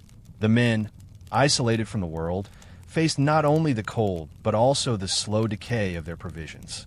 Despite the careful planning and years of experience, the Arctic had proved a force beyond human control. As months passed, disease and scurvy took their toll. Reports suggest that scurvy may have killed some officers early on, weakening the discipline of the crew. Lead poisoning from poorly tinned food likely compounded their illness, leaving them dizzy, disoriented, and prone to irrational behavior. Letters found in later searches describe a deteriorating situation. The men were exhausted, fearful, and beginning to despair of rescue. Some survivors abandoned the ships to trek southward, dragging sledges over ice that shifted beneath their feet. Many succumbed to exposure, falling through hidden cracks in the frozen sea or collapsing from exhaustion in the snow. Perhaps the most haunting detail lies in the few written messages that did survive. In a cairn left near the ships, officers inscribed the final movements of the expedition. The records are terse but chilling. HMS Erebus and HMS Terror were abandoned, and Franklin himself had died on June 11th, 1847. The men who followed struggled southward, reduced in number and strength. They left behind food, clothing, and equipment, all untouched. Some made it farther than others, but none survived to reach help. In the years after the expedition, the Arctic became a graveyard of mystery. Numerous search missions found artifacts, including a remarkable number of personal effects, buttons, navigational instruments, journals. Some items bore the marks of careful handling. Others were worn, torn, and frozen solid. Inuit reports described seeing groups of men moving slowly over the ice, carrying what little they could salvage. The thought of fully able-bodied men reduced to crawling over a barren, frozen world, hunted by the cold in their own bodies, is almost impossible to imagine. By the 1980s, modern archaeology began to shed light on the final chapter of the Franklin expedition. Underwater exploration located the wrecks of HMS Erebus in 2014 and HMS Terror in 2016. Examination of the ships revealed that they had been crushed partially by ice and had come to rest in deep, cold waters. Yet even in the preservation of the wrecks, questions remain. Why did Franklin not attempt earlier escape? Why did men die so far from the known Inuit settlements? Some historians speculate that overconfidence, combined with unanticipated ice drift, trapped the crew in an inescapable trap, dooming them before the real struggle began. Adding to the horror, forensic studies of bones recovered from campsites have revealed signs of post-mortem mutilation. Limbs have been cut, flesh removed, and bones cracked. While some suggest cannibalism as a last resort, others speculate more complicated rituals born of desperation. These findings have fed endless speculation about what it means to survive, what extremes isolation and hunger can drive humans toward. The psychological dimension of the Franklin expedition cannot be overstated. Men trained to explore, disciplined officers and sailors, facing months of dark Arctic winter with temperatures plummeting below -40, began to experience mental strain on a scale impossible to measure. Depression, confusion, hallucinations, and despair would have swept through the crews like a hidden tide, unseen but unstoppable. Diaries found later describe men wandering alone, speaking to themselves, and showing uncharacteristic aggression. Friendships dissolved, command structures weakened, and decisions were made in the shadow of constant mortality. Even today, the Franklin expedition fascinates historians and the public alike because of the sheer scale of uncertainty. Despite modern technology, some details remain irretrievable. We will never know exactly how Franklin died, exactly how many men walked from the ships, or the final words that passed between them as they faced a frozen death. Every recovered artifact tells only a fragment of the story. A spoon, a shoe, a tattered uniform. Each a whisper from the past, a ghostly echo of human perseverance and failure. And yet, there is a haunting beauty to the story. The Arctic, silent and merciless, holds the expedition in eternal stasis. The ice preserves the ships, the skeletal remains, and perhaps the memories of those who endured it. The light of the midnight sun touches the frozen waters, and the ghosts of the Franklin expedition seem almost adrift with it, lingering on ice floes, moving silently across the horizon, and reminding us that human ambition, no matter how disciplined or noble, is always at the mercy of nature. Even the wrecks themselves seem to communicate a final message. The Erebus, resting with its bow buried in silt, and the Terror, tilted and encased in Arctic water, speak of patience, of endurance, and of the limits of human endeavor. To stand on the deck of either ship today, or to peer through underwater cameras into their preserved cabins, is to glimpse a frozen moment in time. The lives of men who were explorers, dreamers, and victims of a world too vast and indifferent for them to conquer. The Franklin expedition is not only a tale of loss. It is a meditation on isolation, on survival, and on the fragility of human life in the face of nature's immensity. It reminds us that sometimes the greatest mysteries are not born of secrecy or deception, but simply of circumstance, environment, and the inexorable march of fate. For those who study it, who read the recovered journals and inspect the artifacts, there's both awe and unease. The Arctic, pristine and white, continues its slow, relentless work. Ice forms, drifts, and crushes, indifferent to ambition or heroism. And within that cold world, the story of Franklin and his men endures, a narrative of courage, despair, and the ultimate unknown. Even now, over 175 years later, explorers, historians, and divers continue to search for answers, each hoping to understand what truly happened. But perhaps the greatest lesson is that some mysteries resist conclusion. The Franklin expedition remains a testament to human ambition, a cautionary tale of hubris and the limits of knowledge, and a story that continues to chill, inspire, and haunt all who encounter it. In the Arctic today, the wind whistles across King William Island, carrying the faint memory of footsteps long vanished. The ice cracks and groans, the seabirds wheel above, and if you listen carefully, you can almost hear the faint echo of men marching across the frozen expanse, driven by hope, duty, and an unyielding desire to chart the unknown. The ships lie beneath the waters, silent witnesses. The men are gone, yet their story lingers, a frozen riddle, untouched by time, and still whispering across the ice. Our next story takes us to the coast of South Australia, a lonely stretch of sand called Somerton Beach. It's the morning of December 1st, 1948. The waves are calm, the horizon a line of pale gold. And there, half buried in the sand, lies the body of a man sitting upright against the seawall, legs stretched out, head tilted gently to one side, as if asleep. When police arrived, the first thing they noticed was how peaceful he looked. His suit was immaculate. Pressed trousers, polished shoes, a crisp white shirt and tie. No struggle, no sign of violence. The second thing they noticed was that every label inside his clothes had been carefully cut out.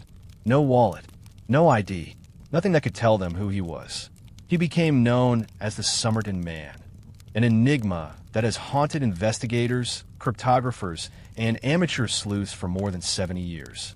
His story begins at the edge of the sea, but it quickly spirals into espionage, hidden messages, and a single Persian phrase that has never been fully explained.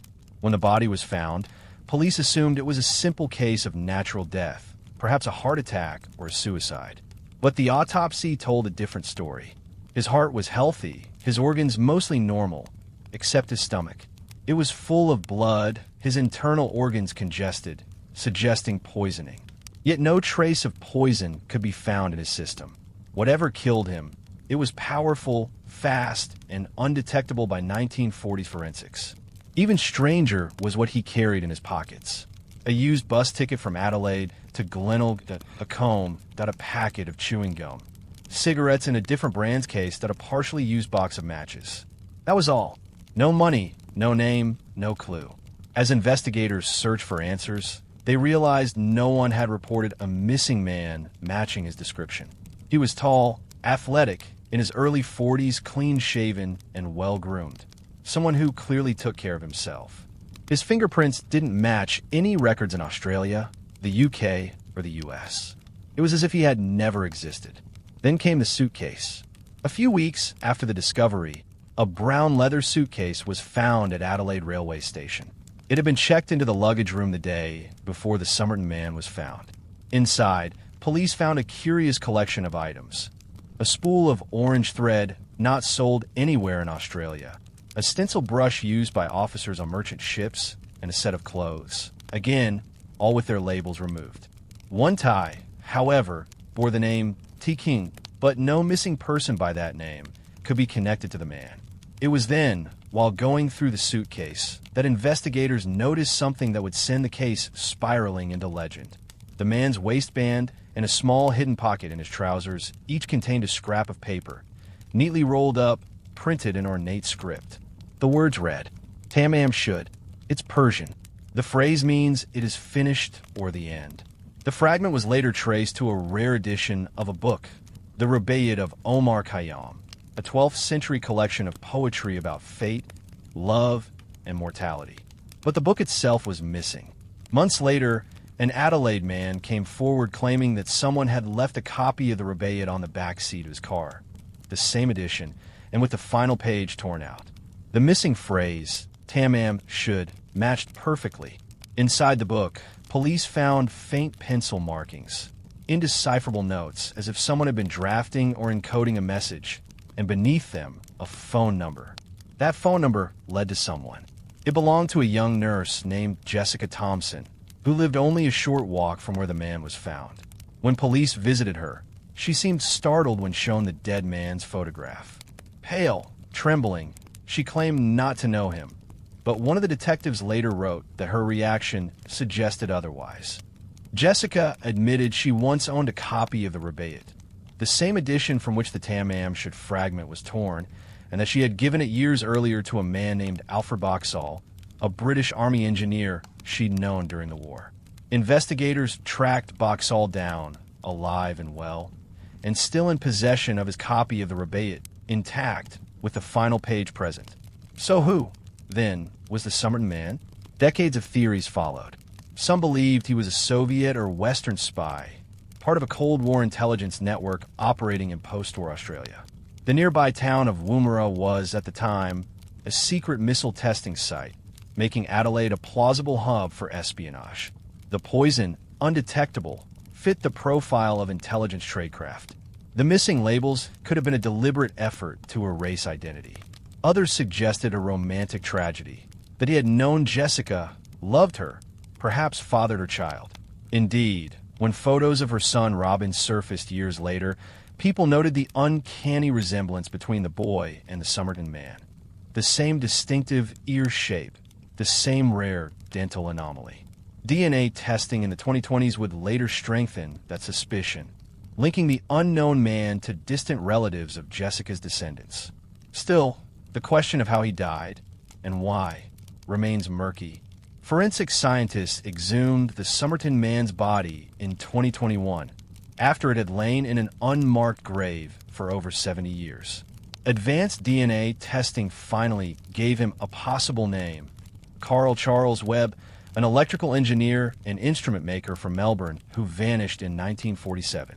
He had separated from his wife, who lived in the same area as Jessica Thompson.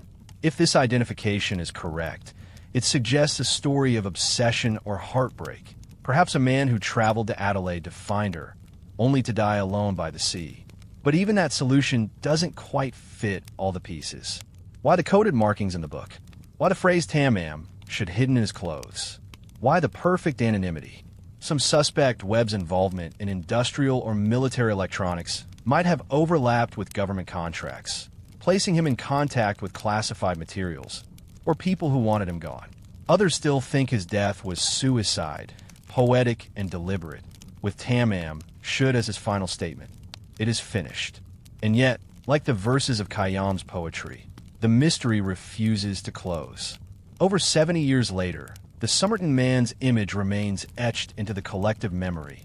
That calm, unreadable face on the sand. A man who arrived from nowhere and left behind a riddle that stretches from the Persian poets to Cold War secrecy. The case is now legend, not because of what we know, but because of what we don't. Some nights, when the tide rolls over Somerton Beach and the air smells faintly of salt and dust, people walking past the old seawall say they can almost see him there. The man in the perfect suit, head turned gently toward the horizon, waiting for someone to finally speak his name. Our next story takes us to the far reaches of the Outer Hebrides, a scatter of rock and sea where the Atlantic never sleeps. Here, in December of 1900, 3 lighthouse keepers vanished without a trace from the island of Eilean Mor. What was left behind would confuse investigators for more than a century, and leave a silence that still unsettles sailors who pass it today. Eilean Mor sounds almost gentle, the Big Island, in Gaelic, but in truth, it's a place that feels outside of time. Just 20 acres of green, rising from black cliffs, constantly lashed by storm winds. The sea here is alive, angry, and unrelenting. It beats the rocks until the sound becomes a pulse that never ends. The island lies among the Flannan Isles, a cluster of 7 uninhabited specks about 20 miles west of the Isle of Lewis. Even on clear days, reaching them is dangerous. The approach requires steering through reefs and hidden shelves of rock, and in winter, the waves rise higher than the lighthouse itself. For centuries, sailors feared this place. They called it cursed, a region where compasses spun and fog swallowed ships whole. Before the lighthouse was built, local fishermen avoided it even when in distress. claiming they'd seen lights moving on the cliffs at night, too steady for lanterns, too low for stars.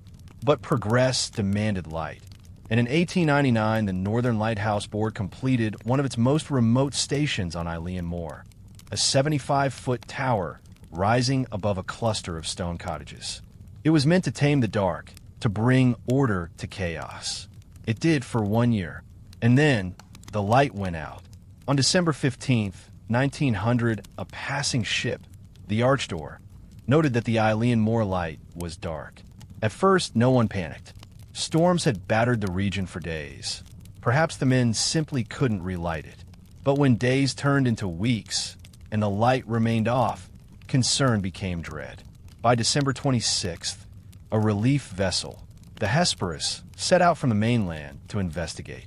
On board was Joseph Moore, one of the lighthouse keepers assigned to rotate shifts with the men on Eilean Moor. Moore knew them well. James Duckett, the principal keeper, Thomas Marshall, his second, and Donald MacArthur, the occasional relief keeper standing in for a man on leave. The Hesperus fought enormous waves to reach the island. When they finally drew near, the first thing the crew noticed was silence. No one came out to greet them. No flag was raised. No smoke curled from the chimney. They blew the ship's horn. Nothing. A small boat was lowered, and Moore climbed in. The men rowed toward the landing, tossed by the sea, until they reached the stone steps carved into the cliffside. Moore disembarked alone and began to climb. He later said that climb would stay with him for the rest of his life. The air was heavy, soaked with salt and wind, and the island seemed to watch him. At the gate, he found a flagpole bare. The flag was missing. Further up, the railings were twisted as if bent by enormous force. The storage boxes near the crane had been ripped open, ropes and tools scattered. But when Moore reached the cottages, the scene turned stranger still. The front door was closed, but unlocked. Inside, the clock on the wall had stopped. The kitchen table was neatly set, plates, knives, salt, but one chair was toppled over. A half-eaten meal of cold meat and potatoes remained. In the sleeping quarters, 2 of the 3 beds were unmade. The third was still perfectly tidy. A heavy oilskin coat hung behind the door, but the others were missing. Moore called out, searched each room, then climbed the spiral stairs of the lighthouse tower. The lantern room was empty. The lamp was unlit, the wick dry and black. The great light had gone cold. He ran back to the shore, waving for help. The others from the Hesperus joined him, and together they searched the island. No bodies, no footprints, no signs of struggle. Only the west landing showed signs of violence. Ropes torn from their moorings, a metal railing bent outward, and a large storage box shattered open. It looked as if something massive had struck. When Moore examined the logbook, the unease deepened.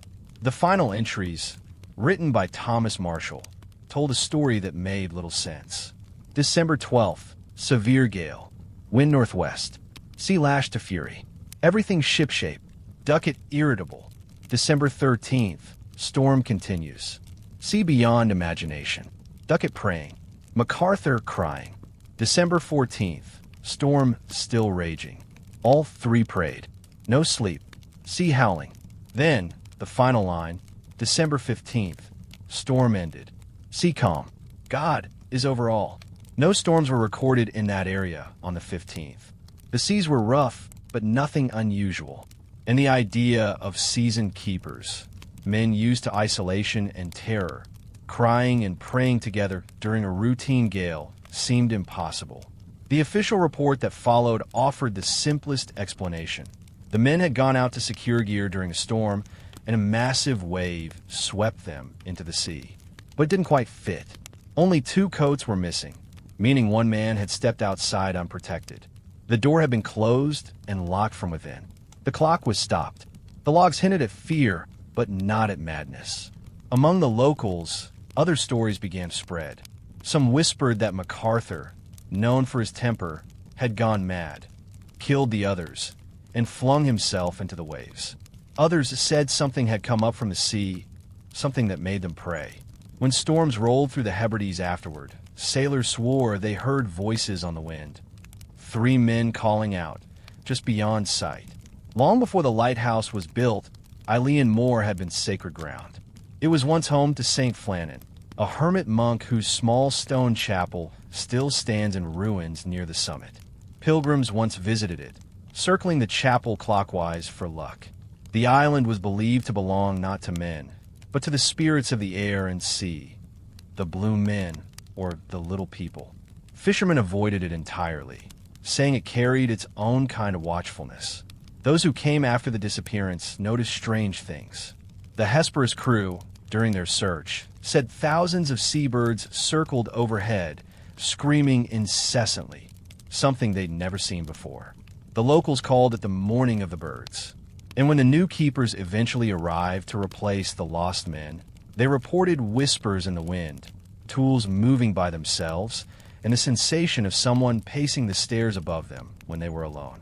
One requested a transfer within months, claiming he could not sleep with the sound of boots climbing the steps that weren't there. Over the years, new theories emerged. Some blamed rogue waves, enormous, unpredictable walls of water capable of striking without warning. These could have hit the island's western side, swept the men away, and left almost no trace. Others suggested a sudden downburst of wind, a microburst so violent that it tore them from the rocks. Still others believed psychological breakdown, isolation, sleeplessness, and the endless roar of wind driving one man to panic, the others following in confusion. And yet, nothing explains the logs. Duckett praying, MacArthur crying. Why? These are men who face storms as a way of life. What could terrify them so completely that they wrote it down like a confession? More recent visitors describe the island as if it's waiting. The air feels charged. The ruins of the chapel stand overgrown with grass. The cottages are silent but still smell faintly of salt and smoke. The old clock on the kitchen wall, rusted and frozen, still reads 9:15, the time, some say, when the last light was seen. Eilean Moor is now automated. No keepers remain. The great lamp burns alone, turning through the mist and rain without human hands to tend it. Fishermen who pass nearby sometimes report seeing movement. 3 figures on the balcony, silhouettes against the light, pacing in slow rhythm. And sometimes, when the sea is calm and the fog hangs low, they say the light brightens suddenly, as though someone has just trimmed the wick. No one knows what really happened to James Duckett, Thomas Marshall, and Donald MacArthur. Their bodies were never found. Their story ends with an empty table, a stopped clock, and a final line in a logbook that reads, "God is over all." More than a century later, the Atlantic still pounds against Eilean Moor. The waves strike the rocks, the wind screams around the tower, and the light continues to turn, as if the keepers never left at all.